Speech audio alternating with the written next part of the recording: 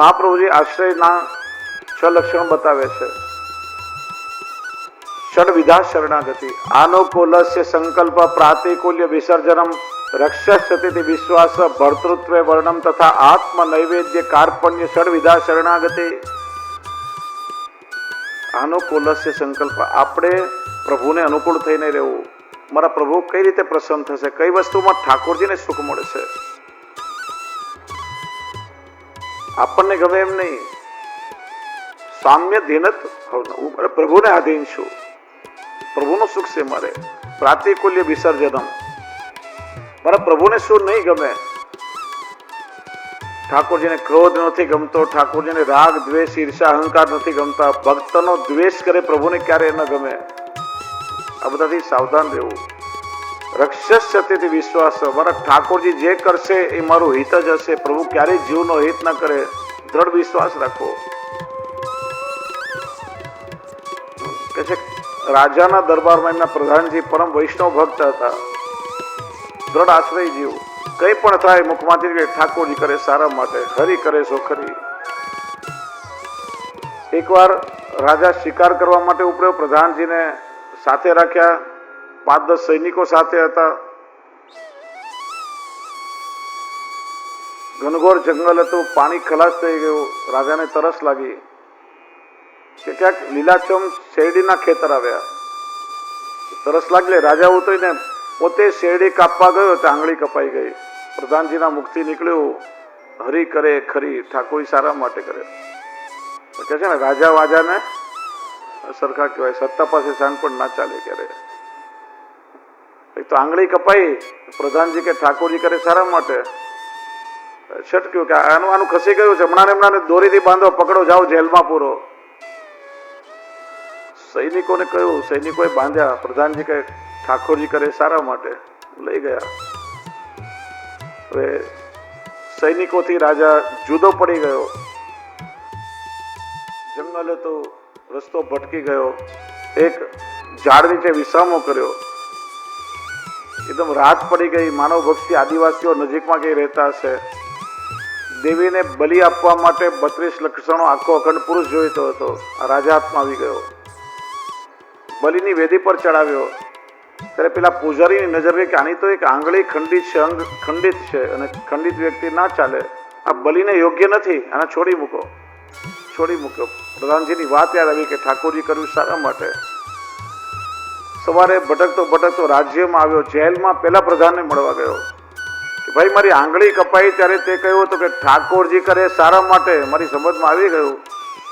આજે આંગળી ન કપાઈ ગયો તો આંખો વધેરાઈ ગયો હોત, પણ મેં તને જેલમાં પુરાવ્યો ત્યારે તે કહ્યું કે ઠાકોરજી કરે સારા માટે. તારું શું સારું થયું કે મહારાજ આંગળી કાપીને ઠાકોરજીએ તમારું હિત કર્યું અને જેલમાં પુરાવીને મારું, કેમ કે મને તમે જેલમાં ના નાખ્યો તો હું તમારી સાથે હોત ને તમે કામ ના લાગે તો હું કામ લાગી ગયો હોત. એટલે ઠાકોરજી કરે સારા માટે. પ્રભુ જે કરશે તો દ્રઢ વિશ્વાસ હોવો જોઈએ. ભર્તૃત્વે વર્ણન, જેમ એક સ્ત્રીના ભરણ પોષણની બધી જવાબદારીના પતિની હોય છે. પરિવારમાં સાસુ સસરા, દેર દેરાણી, જેઠ જેઠાણી, નણંદ, ઘણા બધા લોકો હોય. એ આદર સન્માન બધાનું કરે, પણ એની પાતિવ્રત્ય નિષ્ઠા પતિમાં હોય. જૂઠણ ખાશે તો પતિનું બીજાનું નહીં ખાય. એમ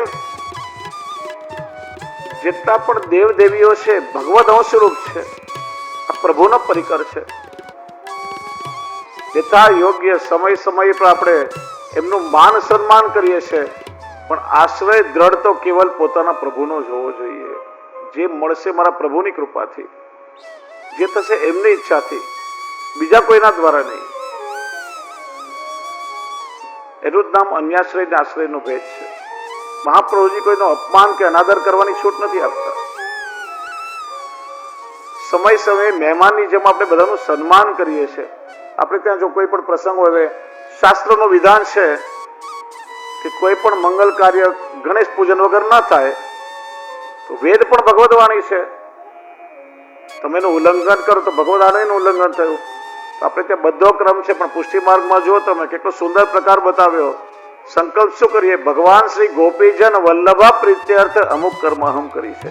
મારા પ્રભુ શ્રી ગોપીજન વલ્લભમાં મારી પ્રીતિ વધે, ભગવત સેવામાં વિઘ્ન ના આવે, એટલા માટે કરું. તો એ અન્યાશ્રય નથી, હેતુ કૃષ્ણ હોવો જોઈએ. જો તમારો હેતુ પ્રભુ નથી તો પછી બધો અન્યાશ્રય છે, ને જો હેતુ પ્રભુ જ છે, કૃષ્ણની પ્રાપ્તિ છે, તો કોઈ અન્યાશ્રય નથી. કૃતિ ના જોવાય, કૃતિનો ભાવ જોવો પડે. એટલે જ દરેક આપણે ત્યાં પૂજનાદિ ઠાકોરજીના પ્રસાદી દ્રવ્યથી થાય છે, સામગ્રીમાંથી નહીં ક્યારે પણ. કેમ કે બધા જ પ્રભુના અંગભૂત જીવો છે. મારો સ્વામી મારો કૃષ્ણ છે, બસ એ દ્રઢ ભાવ હોવો જોઈએ. આત્મ નૈવેદ્ય, પોતાનું સર્વસ્વ આત્મ કરી પ્રભુના ચરણોમાં સમર્પણ કરો. કાર્પણ્ય એટલે દીનતા. દીનતાના પાત્રમાં મન મૂકીને ભેટ ભગવાનજીને ધરજો રે. દીનતાથી દૈન્ય મરિતોષણ સાધનમ શ્રી મહાપ્રભુજી કહે છે. 6 શરણાગતિના લક્ષણો બતાવ્યા છે. ત્યાર પછી પાદુકા મસ્તક પર પધરાવી ઉદ્ધવજી તીર્થ કરવા નીકળી પડ્યા. પ્રભુની તિરોધાન લીલા કહી 11મા સ્કંદને વંદન કરીએ, તો એકદમ સંક્ષિપ્તમાં 12મા સ્કંદનું દર્શન કરીએ. આશ્રય લીલા, પ્રભુના વામ ઉર્ધ્વ શિયસનું સ્વરૂપ 13 અધ્યાય 5 પ્રકરણમાં છે. લોકાશ્રય, વેદાશ્રય, ભગવદાશ્રય, શબ્દાશ્રય અને અર્થાશ્રય. કલિયુગના લક્ષણો બતાવ્યા. દોષોથી ભરેલો છે, છતાં પણ કલે દોષ નિધે રાજન અસ્તિ એકો મહાન ગુણ કીર્તના દેવ કૃષ્ણસ્ય મુક્ત સંગા પરમ વ્રજે. આ કલિયુગમાં સૌથી મોટો સદગુણ એ છે કે શ્રી કૃષ્ણની કથાનું ગુણગાન કરી જીવ પ્રભુના ધામને પ્રાપ્ત કરે છે. આ કલિયુગનો સદગુણ છે. ત્યાર પછી નિત્ય, નૈમિતિક, પ્રાકૃતિક અને આત્યંતિક 4 પ્રકારના પ્રલયની વાત કરી.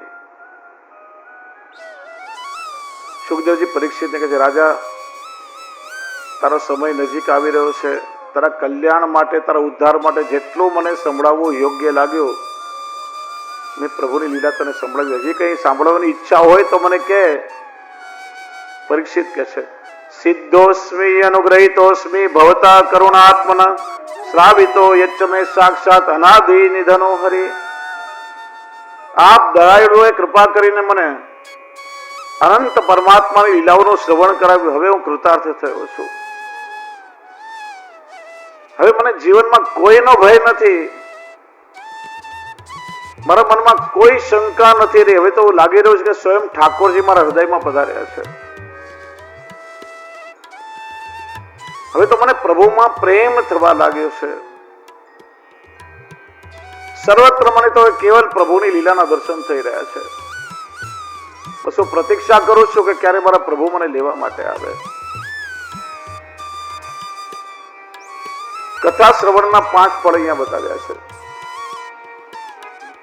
આપણા જીવનો સ્વભાવ છે કે લાલો લાભ વગર ના લોટે. કોઈ પણ વસ્તુ કરતા પહેલા આપણે આપણો ફાયદો જોઈએ કે આમાં મને લાભ શું મળશે. વગર લાભે માણસ ક્યારેય કઈ કામ ના કરે. હવે કથામાં જો તમને કઈ લાભ ના મળતો હોય તો જિગ્નેશભાઈએ આટલો પરિશ્રમ કર્યો, આટલું સુંદર આયોજન કર્યું, તમે દરરોજ 4 કલાક અહીં આવીને બેસો, બગાડવા સમયનો બગાડ જ થઈ જાય ને, તો પછી એનો કઈ મતલબ જ નથી. પરીક્ષિતે સુંદર 5 ફળોનું દર્શન કરાવ્યું, જેનો અનુભવ પરીક્ષિતે કર્યો. પહેલું ફળ છે નિર્ભયતા. મોટામાં મોટો મૃત્યુનો ભય પણ ચાલ્યો જાય છે જીવનો. કારણ કે પાપી માણસ હંમેશા ભયભીત રહે. અંગ્રેજીમાં જેને ગિલ્ટી કોન્શિયસ કહેવાય. અંદર ગિલ્ટ હોય ને, પાપ હોય ને, એ ચારે બાજુ ભયનું વાતાવરણ કરે. પેલો અપરાધી દોડતો હોય તો પોતાના પગલામાં જ પાછળ એને પોલીસના પગલા સંભળાય, પાછળ પોલીસનો, પણ અંદર રહેલું પાપ ચારે બાજુ ભયનું વાતાવરણ ઉભું કરે. કથા નિર્દોષ બનાવે છે અને નિર્દોષ માણસને જીવનમાં પછી કોઈનો ભય લાગતો નથી. પ્રસંગ સાંભળ્યો હતો મહારાષ્ટ્રના સંત એકનાથ. એક ભક્ત પગે લાગવા આવ્યો. ભક્તએ પ્રશ્ન પૂછ્યો કે મહારાજ, અમે ગમે એટલી કોશિશ કરીએ, જાણે અજાણે કોઈને કોઈ પાપ થઈ જાય છે, તમે આટલા નિષ્પાપ કેમ રહી શકો છો? સંતે કહ્યું કે પછી કહીશ, પણ અત્યારે તને અગત્યની વાત કહું, 7મે દિવસે તારું મૃત્યુ થવાનું છે. મૃત્યુની આગાહી પણ એક સંતના મોઢે સાંભળી પેલો ગભરાયો, પગે લાગી ઘરે આવ્યો. આવતા આવે ક્રોધિત આમથી સ્વભાવ બદલી નાખ્યો, લેણ દારૂનું દેવું ફટાફટ ચૂકવી દીધું, દિવસ રાત પ્રભુના ભજનમાં લાગી ગયો. 8મો દિવસ આવ્યો એટલે પાછો સંતને વંદન કરવા ગયો. મહારાજ, તમે તો કહ્યું હતું કે 7મે દિવસે મરી જઈશ, આજે 8મો દિવસે હું જીવતો બેઠો છું. તો કે જીવે છે પ્રભુની કૃપા સમજ, પણ મને કે આ 7 દિવસમાં તે પાપ કેટલા કર્યા? પેલો કે પાપ શું, પાપનો વિચાર નથી કર્યો. 7 દિવસમાં મરવાનું હોય તો પાપ કેમ કરવું? ત્યારે સંતે નિષ્પાપતાનું રહસ્ય સમજાવ્યું કે તને ખબર પડી કે 7 દિવસમાં મરવાનું છે તો બધું પાપ કર્મો છોડી દીધું, પ્રભુના માર્ગે વળી ગયો, તો મને તો એક પળનોય ભરોસો નથી કે આગલી ક્ષણે મારું શું થશે, હું પાપ કેવી રીતે કરું? ક્યારે મૃત્યુ આવશે કોઈને ખબર નથી. જીવનમાં આપણને સાવધાન કરે છે સત્સંગ. માણસ નિષ્પાપ બને પછી એને કોઈનો ભય જગતમાં ન હોય. બીજો પડ છે નિસંદેહતા, કે છે ને સંશયાત્મા વિનશ્યતિ, શંકા માણસને ખલાસ કરી નાખે. આ ભાગવતી યાત્રા એ શંકાથી સમાધાન સુધીની યાત્રા, પ્રશ્નથી લઈને કૃષ્ણ સુધીની આ યાત્રા છે. એક ખાટું છાસનો ટીપું આખી દૂધની તપેલી ફાડી નાખે, એમ એક શંકા માણસના આખા સંસારને બગાડી નાખે. ઘણી વાર ભગવદ લીલાનું જ્ઞાન ન હોય તો પ્રભુની લીલામાં પણ જીવને શંકાઓ થાય. આટલું નાનું બાળક આવડો મોટો ગોવર્ધન કેવી રીતે ઉપાડી શકે? અહિલ્યામાંથી પથ્થર ને પથ્થરમાંથી અહિલ્યા કેમ બને? આપણે ભૂલી જઈએ એ સર્વસમર્થ પ્રભુની લીલા છે, કોઈ જીવની ચર્ચા નથી. એટલે પ્રસંગ આવે છે કે મેઘનાદે રામ લક્ષ્મણને નાગ પાસથી બાંધ્યા, એમાંથી છોડાવવાનું કામ ગરુડજીને સોંપાયું. પકડી પકડીને સર્પને વીણવા લાગ્યા. જો પ્રભુનું વાહન છે, સાનિધ્ય છે, છતાં પણ સત્સંગ નથી એટલે શંકા થઈ. આ ભગવાન મોટા કે જે ભગવાનને અમારી જરૂર પડે અમે મોટા? જે સામાન્ય જીવને ક્ષણ માત્રમાં ભવ પાસથી છોડાવી શકે ને તુચ્છ રાક્ષસ નાગ પાસથી બાંધી શકે ખરો, તો ખરેખર ભગવાન છે? નારદજી પાસે ગયા, નારદજી બ્રહ્માજી પાસે મોકલ્યા, બ્રહ્માજી શિવજી પાસે, કાકભૂષણજીજી પાસે મોકલ્યા. એમના મુખથી કથા સાંભળી ત્યારે લીલાનું જ્ઞાન થયું કે આ પ્રભુની લીલા છે, અવતાર કાર્ય કરી રહ્યા છે પ્રભુ. બધી શંકા જયારે કથામાં આવીએ ત્યારે અનેક પ્રશ્ન મનમાં હોય, પણ જતી વખતે પછી કોઈ પ્રશ્ન મનમાં રહેતો નથી. ત્રીજું પડ છે હૃદયમાં હરિનો પ્રવેશ. પ્રભુ હૃદયમાં ક્યારે બિરાજે? કે જ્યારે આપણું અંતર સ્વચ્છ હોય. આપણે કોઈ જગ્યાએ બેસવું હોય ને કચરાના ઢગલા પડ્યા હોય, દુર્ગંધ મારતી હોય તો આપણને બેસવું ના ગમે. એમ શ્રી મહાપ્રભુજી આજ્ઞા કરે છે, વિષયાક્રાંત દેહાનામ નાવેશ સર્વથા હરે. જ્યાં સુધી લૌકિક વિષયનો કચરો અંદર ભરેલો હોય, ભગવાન શું એનો આવેશ પણ આપણી અંદર ના આવે. આ કથા એ અંતરને સ્વચ્છ કરવાની સાવડી છે. અંતકણ સ્વચ્છ કરે ત્યારે ઠાકોરજી સર્વ લીલા પરિકર સાથે હૃદયમાં બિરાજે છે અને અનુભવ જતાવે છે. અને હું વારંવાર કહું છું કે ભક્તનું હૃદય એ જ પ્રભુનું શ્રેષ્ઠ મંદિર છે. કારણ કે મંદિરોમાં ભગવાનનું ચાલતું નથી. પેલા ટ્રસ્ટી કહેશે કે હું ટ્રસ્ટી છું, હું કહું એમ થવું જોઈએ. મેનેજર કહેશે મેનેજમેન્ટ હું કરું છું, બધું મારું ચાલવું જોઈએ. પૂજારી કહેશે સવારથી સાંજ સુધી પૂજા હું કરું છું, અંદરની બધી જવાબદારી મારી છે.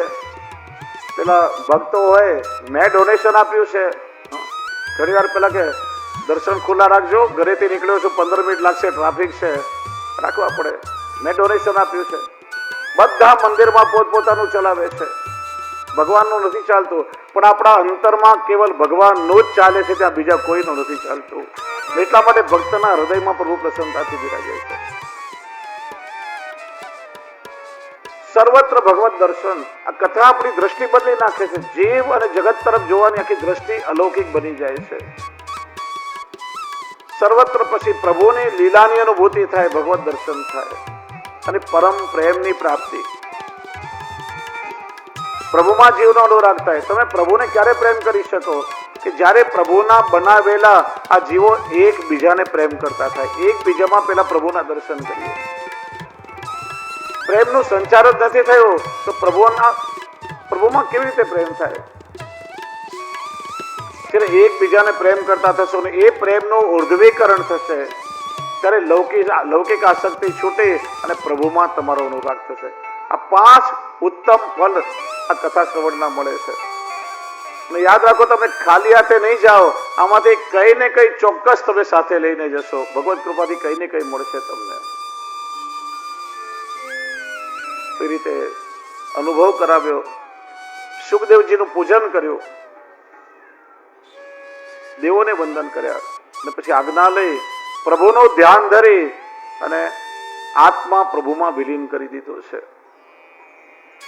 આ તરફ બ્રાહ્મણના શ્રાપથી પ્રેરાયેલો તક્ષક બ્રાહ્મણનું રૂપ લઈને આવ્યો. પરીક્ષિતના પુત્ર જન્મેજય સર્પ યજ્ઞ કરાવ્યો હતો. જ્યાં સર્પ દેખાય પકડીને યજ્ઞમાં નાખો.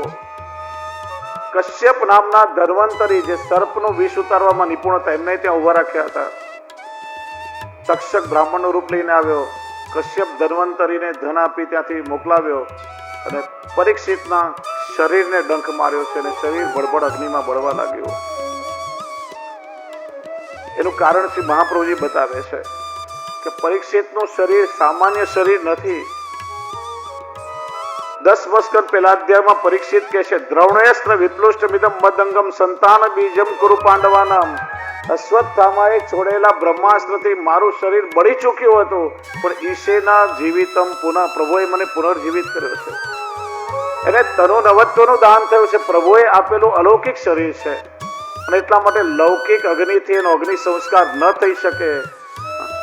આત્મા તો પ્રભુમાં મળી ગયો છે અને તક્ષક રૂપી અલૌકિક અગ્નિથી એનો અગ્નિ સંસ્કાર થયો છે. પછી બધાએ સુખદેવજીનું પૂજન કર્યું છે.